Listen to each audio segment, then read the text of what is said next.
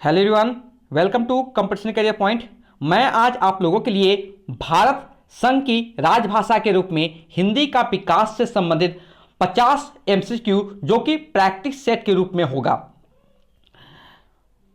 शुरुआत करने से पहले अगर आप झारखंड पीटी हिंदी का तैयारी कर रहे हैं तो कोई भी नोट्स का पीडीएफ आप चाहते हो तो आप इस व्हाट्सएप नंबर पर कॉन्टेक्ट कीजिए 7004501486 पर आप कांटेक्ट कर सकते हैं। यह व्हाट्सएप नंबर आपको खाली मैसेज करने हैं और टोटल सिलेबस का, इंडिविजुअल टॉपिक का, इंडिविजुअल खंड का सारे आपका इस व्हाट्सएप नंबर पर अवेलेबल हैं। शुरुआत करते हैं हम लोग फर्स्ट नंबर की ओर से। भाषा का उल्लेख संविधान के किस भाग में किया गया है? तब आपके पास 4 विकल्प हैं, भाग 14, भाग 15, भाग 16, भाग 17। तो यहां पर जो सही जवाब आपका हो जाएगा विकल्प डी हो जाएगा, माने कि 17, भाग 17। नेक्स्ट प्रश्न जो है, संविधान लागू होने के समय 8वीं अनुसूची में कितनी भाषाओं का उल्लेख किया गया था? तो यहां पर भी विकल्प दिए हुए हैं 22, 14, 18, 20। तो सही जवाब हो जाएगा विकल्प बी 14।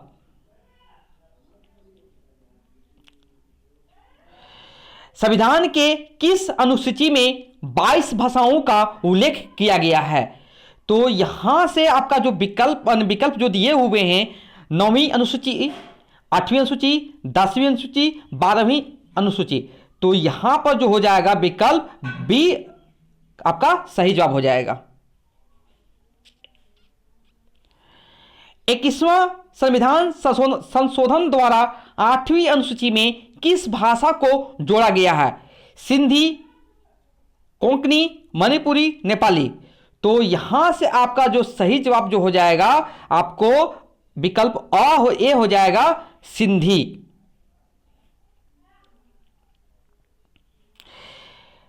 71वां संविधान संशोधन द्वारा 8वीं अनुसूची में किस भाषा को जोड़ा गया है? तो यहां पर देखिए कोंकणी, मणिपुरी, नेपाली। तो यहां पर उपयुक्त सभी। तो यहां पर सही जवाब जो हो जाएगा उपयुक्त सभी, माने कि इसको आप नमक से भी ट्रिक करके याद कर सकते हैं। N miss Nepali, M miss Manipuri, K me Konkani. 6 number है, 92वां संविधान संशोधन द्वारा 8वीं अनुसूची में किस भाषा को जोड़ा गया है? तो मैथिली, संथाली, डोगरी, बोडो, उपयुक्त सभी। तो यहां जो विकल्प जो हो जाएगा आपका विकल्प आपका जो हो जाएगा यहां से सारे हो जाएंगे मैथिली, संथाली, डोगरी, बोडो, उपयुक्त सभी। तो यहां पर आपका सही जवाब जो हो जाएगा बोडो।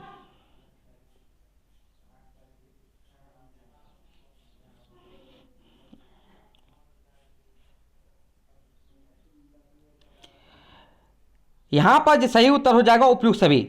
सही है, मैथिली, संथाली, डोगरी, बोडो। इसको बोडो मास से भी याद कर सकते हैं, बोडो मास से भी याद कर सकते हैं आप लोग, या बोडो मास से भी। तो बो से क्या हो गया बताइए? बोडो। डो से डोगरी, मां से क्या हो गया बताइए? मैथिली। और सा से क्या होगा? संथाली। नेक्स्ट जो प्रश्न है, संसद में प्रयोग की जाने वाली भाषा का उल्लेख संविधान के किस अनुच्छेद में है? तो यहां से सही विकल्प जो हो जाएगा विकल्प बी हो जाएगा 120, विकल्प बी। 8 नंबर है, राज्य विधानमंडल में प्रयोग की जाने वाली भाषा का उल्लेख संविधान के किस अनुच्छेद में हुआ है? तो यहां से सही जवाब जो हो जाएगा आपका विकल्प सी हो जाएगा 210।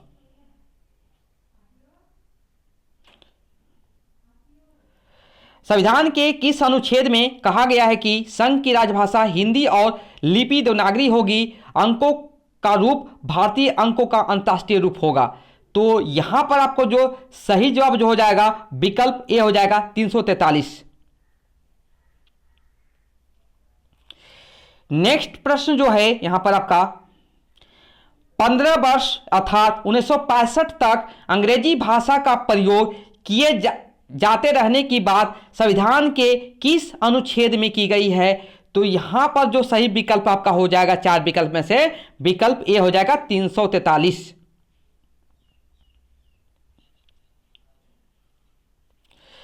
हिंदी को राजभाषा का दर्जा कब मिला? तो यहां पर बिल्कुल आसान प्रश्न है, 14 सितंबर 1949, विकल्प सी।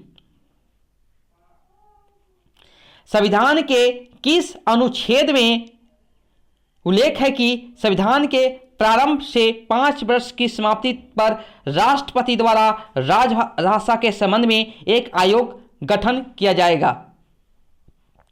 तो यहां पर जो अनुच्छेद दिए हुए 343, 339, 340, 344, तो विकल्प यहां पर डी हो जाएगा सही। 13वें नंबर प्रश्न है, एक राज्य और दूसरे राज्य के बीच होने वाले पत्र व्यवहार का उल्लेख संविधान के किस अनुच्छेद में है? तो यहां से विकल्प आपका डी हो जाएगा 346। नेक्स्ट प्रश्न जो है, किसी राज्य द्वारा राज्य की दूसरी भाषा घोषित करने का उपबंध संविधान के किस अनुच्छेद में है?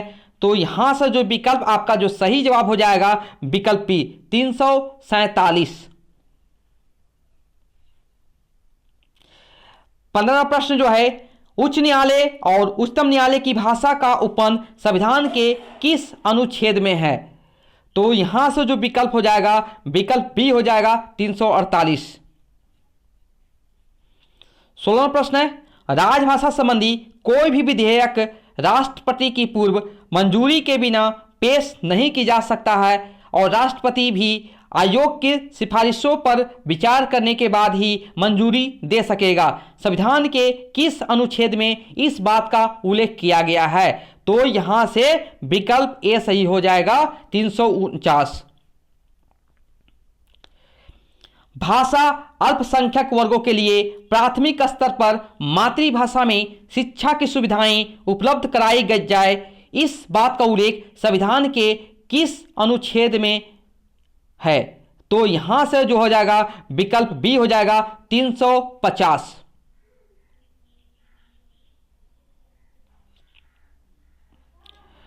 18वें नंबर प्रश्न जो है, भाषा अल्पसंख्यक वर्गों के लिए विशेष अधिकारी की नियुक्ति राष्ट्रपति द्वारा की जाए, इस बात का उल्लेख संविधान के किस अनुच्छेद में है?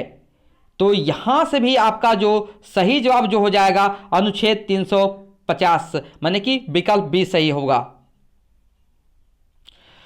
19 नंबर प्रश्न जो है, 19वें नंबर, भाषा विषयक उपबंध में किसमें किया गया है? तो 19 का यहां पर देखिए अनुच्छेद 120, अनुच्छेद 210, 8वीं अनुसूची, अनुच्छेद 343, माने कि यहां पर सभी के सही जवाब जो होंगे उपयुक्त सभी।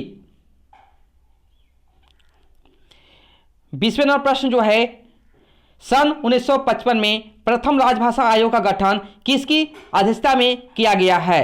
तो बिल्कुल आप लोग के सही जवाब दे रहे होंगे, ये विकल्प ए हो जाएगा बीजी खेर। 21 है, सन 1957 में संसदीय राजभाषा समिति का गठन किसकी अध्यक्षता में किया गया है? तो यहां से 21 नंबर जो प्रश्न जो है आपके पास विकल्प बी हो जाएंगे जीबी पंत द्वारा। 22वें नंबर प्रश्न जो है, प्रथम राजभाषा आयोग और संसदीय राजभाषा समिति का गठन संविधान के किस अनुच्छेद के तहत किया गया था? तो यहां से आपका जो सही जवाब जो हो जाएगा आपके पास विकल्प डी 344। किस अनुच्छेद में कहा गया है कि संघ का यह कर्तव्य होगा कि वह हिंदी भाषा का प्रसार बढ़ाइए? तो यहां से आपके पास जो विकल्प दिए हुए हैं 343, 351, 345, 344, तो यहां से जो होगा विकल्प बी सही जवाब हो जाएगा 351वां अनुच्छेद में। 24, अंग्रेजी के व्यामोह से पिंड छुड़ाना स्वराज का अनिवार्य अंग है, कथन किसका है? कथन यह किसका है? तो कथन आपका जो है महात्मा गांधी जी का है। 25वें नंबर प्रश्न जो है, सन 1955 में गठित प्रथम राजभाषा आयोग में सदस्यों की कुल संख्या कितनी थी? तो यहां से आपका बिल्कुल सही जवाब हो जाएगा 21, विकल्प बी सही।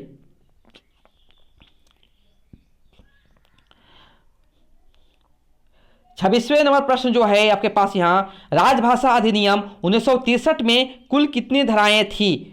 तो यहां से आपका जो विकल्प जो हो जाएगा, विकल्प ए सही हो जाएगा 9। राजभाषा संकल्प कब पारित हुआ था? तो विकल्प ए जो है 1960, विकल्प 1965, सी 1967, विकल्प डी जो है 1968। तो यहां से आपका जो होगा विकल्प आपका डी सही होगा 1968।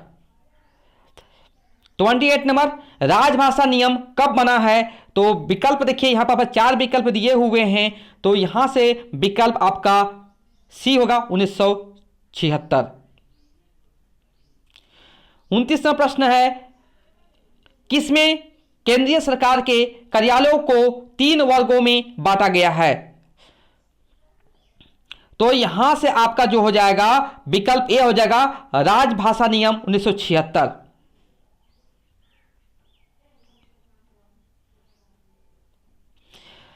30वां नंबर प्रश्न जो है, देश भर की केंद्रीय सरकार के कार्यालयों को कितने वर्गों में बांटा गया है?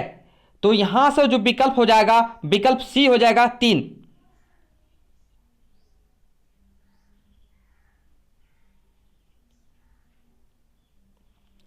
निम्नलिखित में से केंद्रीय सरकार के कार्यालयों का अनुपयुक्त विभाजन है? क व क्षेत्र का, ख व क्षेत्र का, ग व का क्षेत्र का, घ। इसमें बताना है कि कौन सा विभाजन ट्रू है और कौन सा गलत है। देखिए तो ये भी आता है, ये भी आएगा, ये भी आएगा, तीनों आएगा, लेकिन ये नहीं आता है तो आपका उत्तर क्या हो जाएगा विकल्प डी। जैसे आपको झारखंड पीटी हिंदी में यह प्रश्न पूछा था कि आपको ऐसा ही क्वेश्चन पूछा था कि ए बी सी और यहां पर तीनों ऑप्शन लिखा था, तो आपको यहां पर सही जवाब होता ये क्षेत्र के लिए, तीनों क्षेत्र के लिए, क व क्षेत्र के लिए, ख व क्षेत्र के लिए, ग व क्षेत्र के लिए। अब वेरी वेरी इंपॉर्टेंट प्रश्न है ये।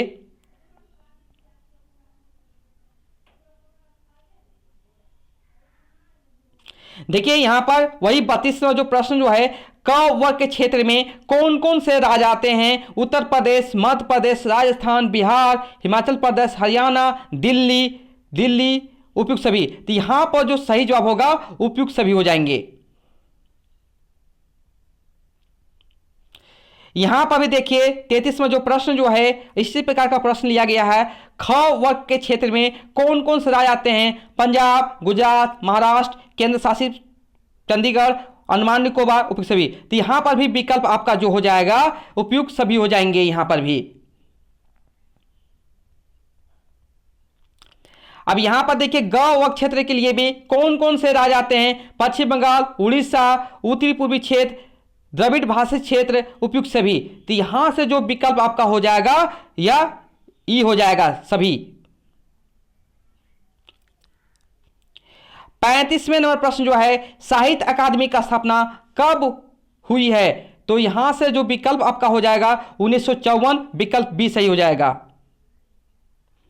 36 नंबर, नेशनल बुक ट्रस्ट की स्थापना कब हुई है? तो यहां से आपका जो विकल्प हो जाएगा 1957, विकल्प ए सही हो जाएगा। 37 नंबर जो प्रश्न है, वैज्ञानिक तथा तकनीकी शब्दावली आयोग की स्थापना कब हुई थी? 1950, 1961, 1970, 1975। तो यहां से आपका विकल्प बी हो जाएगा सही जवाब 1961। 38 नंबर जो प्रश्न है, केंद्रीय हिंदी निदेशालय की स्थापना कब हुई थी? तो यहां पर भी 4 विकल्प आपके दिए हुए हैं, तो विकल्प आपका यहां पर सी होगा 1960। नेक्स्ट प्रश्न जो है, केंद्रीय अनुवाद ब्यूरो की स्थापना कब हुई है? तो यहां पर भी आपका जो विकल्प जो हो जाएगा विकल्प सी हो जाएगा 1971। 40वें नंबर प्रश्न है, राजभाषा विभाग का स्थापना कब हुई है? तो यहां से आपका जो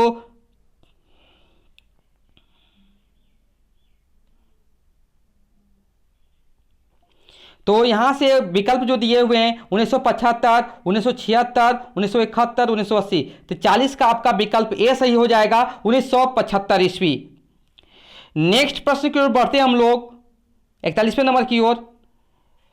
केंद्रीय अनुवाद ब्यूरो किस मंत्रालय के अधीन कार्य करता है? तो यहां से आपको जो विकल्प दिए हुए हैं शिक्षा मंत्रालय, गृह मंत्रालय, विधि मंत्रालय, उपयुक्त सभी, तो ये विकल्प आपका यहां से बी सही होगा, गृह मंत्रालय। नेक्स्ट प्रश्न जो है साहित्य अकादमी किस मंत्रालय के अधीन है? तो यहां से भी शिक्षा मंत्रालय, गृह मंत्रालय, विधि मंत्रालय, उपयुक्त सभी, तो यहां से आपका जो है राइट जवाब जो होगा शिक्षा मंत्रालय के अंतर्गत।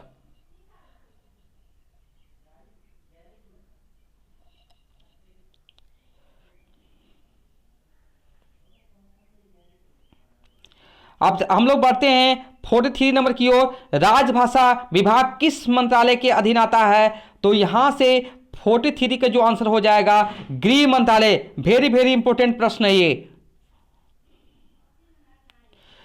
नेक्स्ट प्रश्न की ओर बढ़ते हैं। वैज्ञानिक तथा तकनीकी शब्दावली आयोग किस मंत्रालय के अधीन आता है? तो यहां से आपका सही जवाब जो हो जाएगा आपके पास विकल्प ए हो जाएगा, शिक्षा मंत्रालय। इसकी स्थापना जो की गई है, इसका स्थापना 1961 में किया गया है और इसका कार्य क्या है? विज्ञान और तकनीकी से संबंधित शब्दावलियों का प्रकाशन करना, बहुत इंपॉर्टेंट है।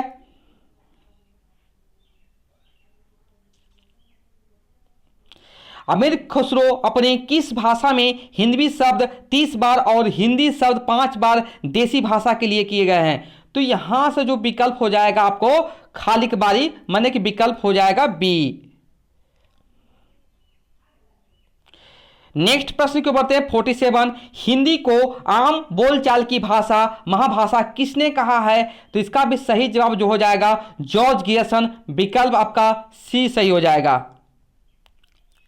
नेक्स्ट प्रश्न की ओर बढ़ते हैं। राजभाषा से क्या अभिप्राय है? सरकारी कार्यालयों की भाषा, राज्य में बोलचाल की भाषा, राष्ट्रभाषा, संविधान की भाषा, तो विकल्प आपका ए सही जवाब हो जाएगा, सरकारी कार्यालयों की भाषा।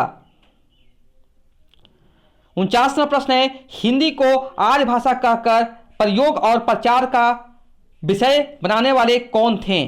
तो यहां से आपका जो विकल्प हो जाएंगे दयानंद सरस्वती जी हो जाएंगे। आज का जो अंतिम प्रश्न जो है, हिंदी को संघ की राजभाषा बनाने का जो प्रस्ताव संसद से में पारित हुआ उसके प्रस्तावक कौन थे? तो यहां से जो राइट जो ऑप्शन दिए हैं, विकल्प दिए हैं, पंडित जवाहरलाल नेहरू, पुरुषोत्तम दास टंडन, राज गोपालचारी, गोपाल स्वामी अयंगर, तो यहां पर विकल्प आपके डी हो जाएंगे। आपको चेक करना है कि 50 में कितने प्रश्न सही किए हैं। यह था प्रैक्टिस सेट, आपके और भी प्रैक्टिस सेट देखने को मिलेंगे। हिंदी भाषा के इतिहास से कम 300 प्रश्नों का संग्रह किया गया है, सभी टॉपिक मिला के उसमें, तो उसका भी टेस्ट लगाने की कोशिश कीजिए। प्रैक्टिस सेट है, आप देखिए कि कितना प्रश्न बन रहा है, कितना आपको जिसमें डिमेरिट रहेगा, जिसमें दोष रहेगा, उसको फिर से पढ़ने की कोशिश कीजिए। तो okay, thank you so much for watching my video.